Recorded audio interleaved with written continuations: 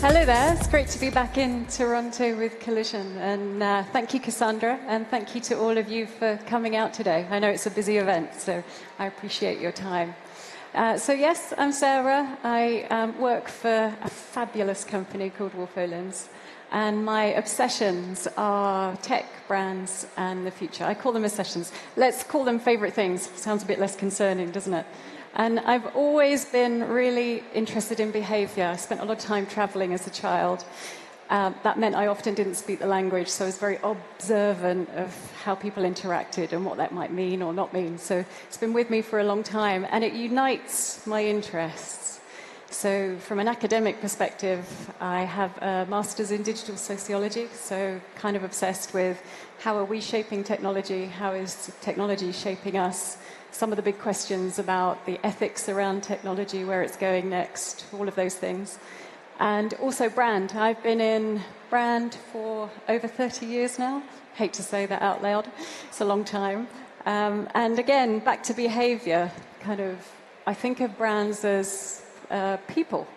So they're often driven by purpose, values. They express that in different ways, whether it's through behaviors, customer experiences, employee experiences, all of these good things. They show up almost like people in the world, or at least they should. They should stand for something so that we buy into them. We don't just buy from them.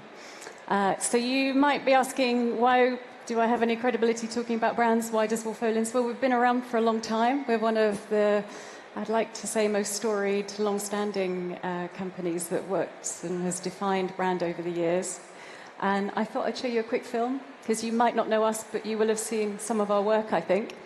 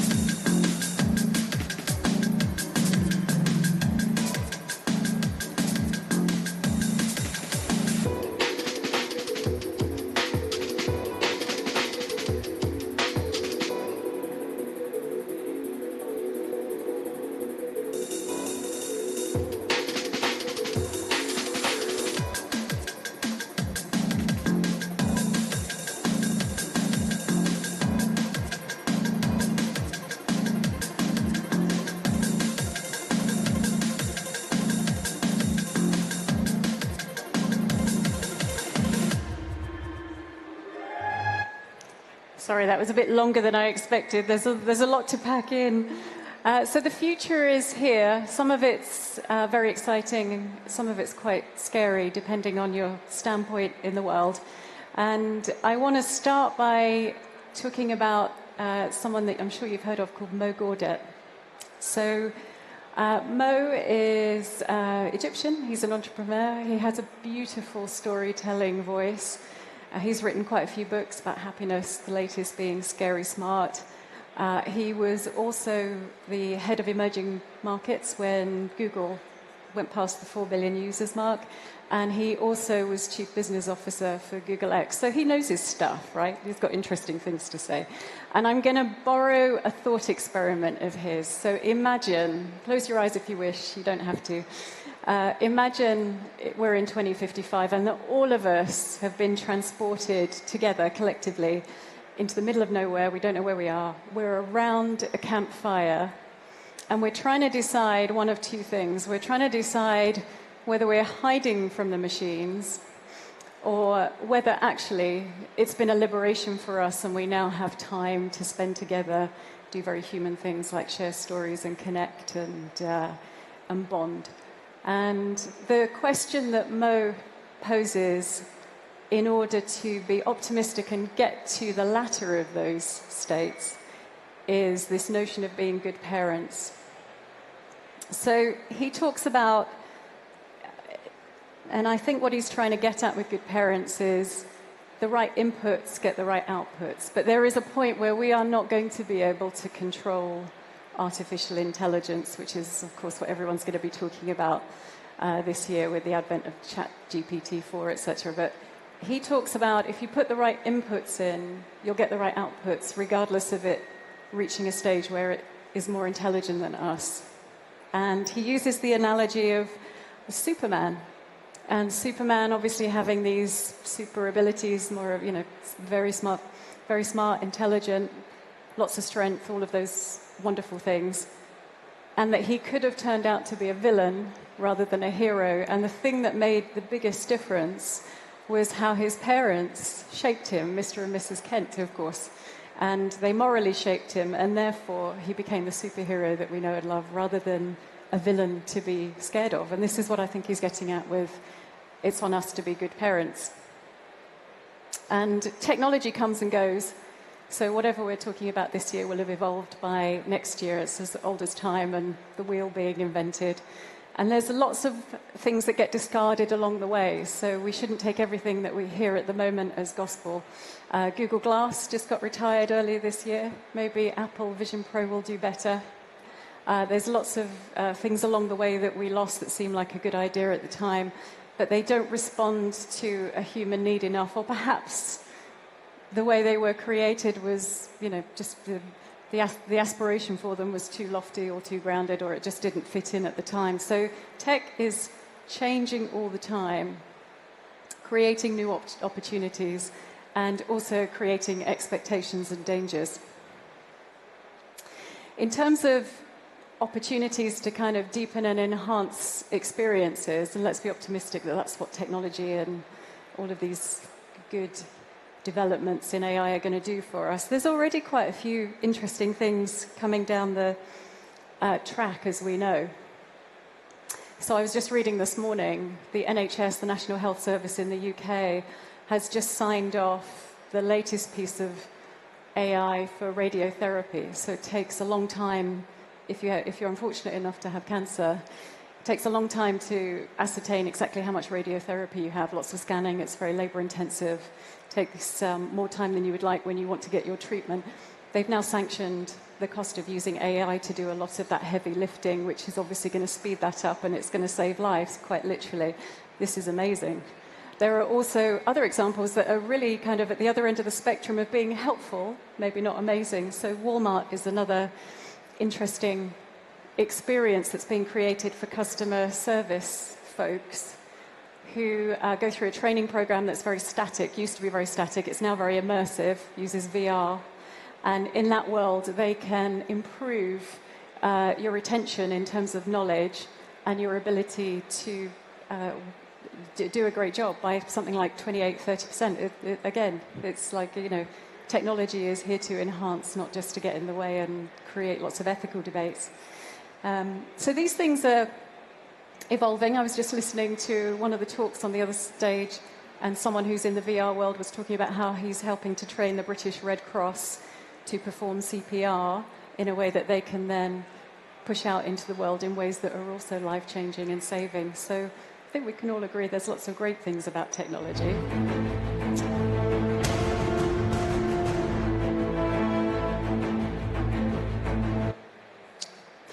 Before I show you the film, actually, I just want to introduce it. So I thought I'd introduce you to this client that we've been working with called Xpang.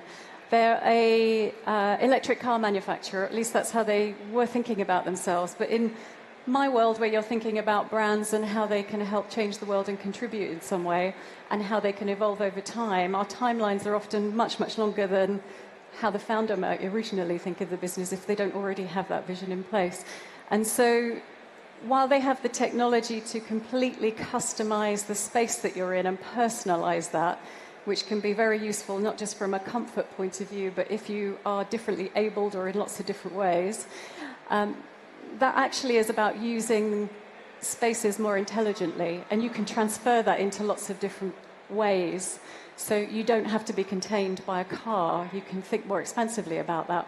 And I just thought I'd show you quickly a bit of the film that introduces them as they are now.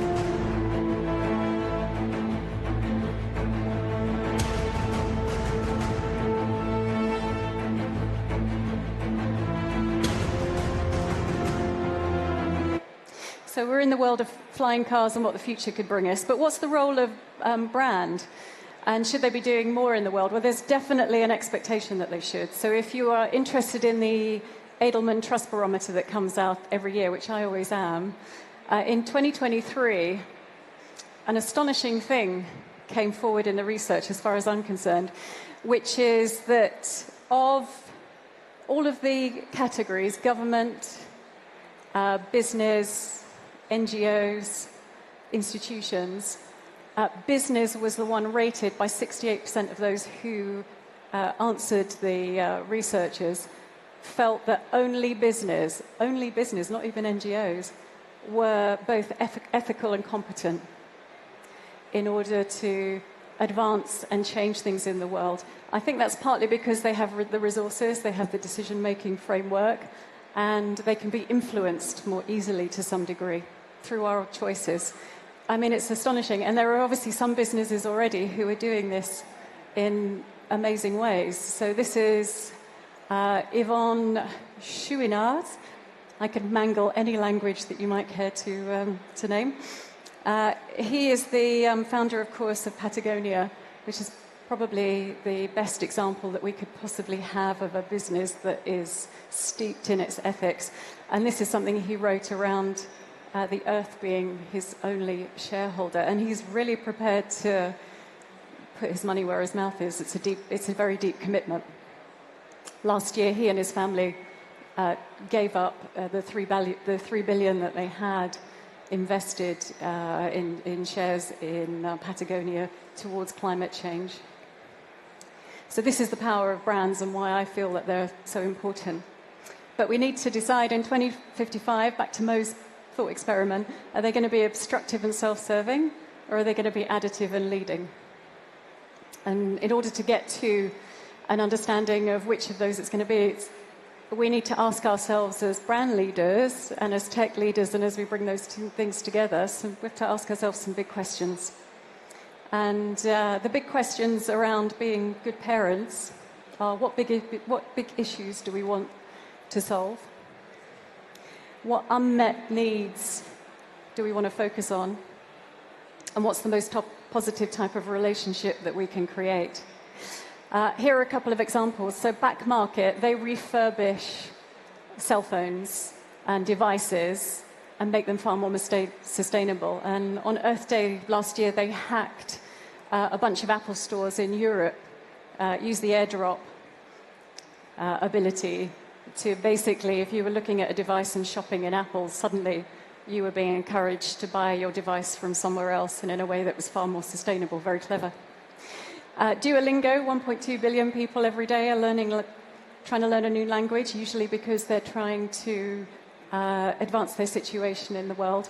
They've developed Duolingo ABC. They've used technology to help children through play advance how they're able to become literate faster. Give them 9 weeks and they'll increase your chances of developing literacy by something like 28%. So just, it will take you a long way. Tech can be very helpful in that regard. And then finally, Loop. Loop is a B Corp, and they are brokering a fairer deal between insurers and customers. So you get measured on a bunch of metrics at the moment. Gender, all of those kind of things. They will measure you based on your usage, which feels like a fairer way of doing things. That's a massive cost saving, so that's a benefit. So those three things, big issues, unmet needs, how you bring all of those together, I hope those examples give a little bit of that. In this exhibit, visitors can experience the new possibilities of human-machine interaction. The visitor builds an animal, and the machine can understand their creation based on its shape. When a visitor picks an animal to build, we present them with different artistic representations of that animal.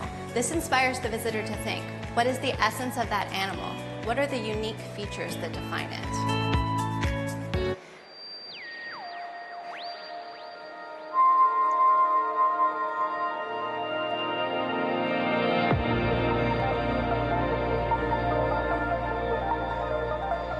新しくなった ZOZO スーツは約50倍のマーカー数と新しい画像解析アルゴリズムでより高精度な計測が可能となりました。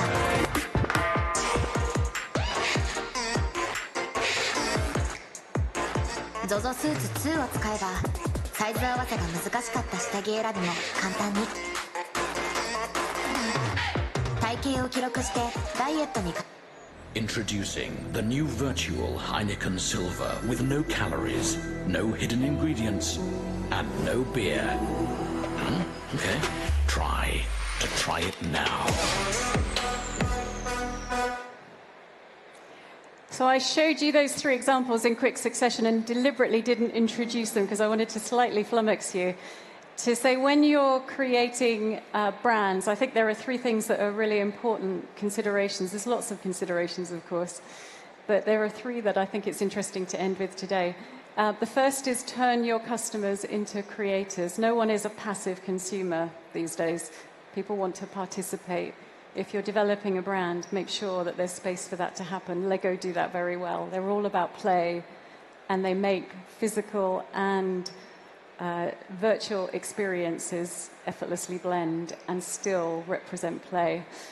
Get close on their terms. I showed you a kind of rather interesting, maybe odd example of ZOZO Fit, which is at home you can 3D kind of measure your entire body, give you an entire scale of your body, which you can then, of course, use for fashion, but you can also use it for healthcare, and it's in your home. So you get to control that, and you're very close to it, and as things develop into the future, use that more effectively, maybe for preventative health measures, not just for fashion. And then finally, keep it real. Heineken, for example, is a physical product. It's going to be really hard to drink that in a virtual world. I'm sure there are ways to do that, especially in the way we were developing lots of different kind of online activities. But I think you have to keep it real. Whatever made you loved in the first place, don't ever lose sight of that, and don't jump on the bandwagon of technologies just for the sake of it, is the message there. And so I thought I would just end with a final slide to say, if Mo was all about good parenting, a good colleague of mine at Wolff, Olins, Millen, would say that if we're developing brands and using technology to do that, we should be developing noble children that we can all be proud of. And I would say the invitation for the work that I do and for the work that you do as creators is to make sure that the choices we make and the things we create really reflect the best of humanity. Thank you so much.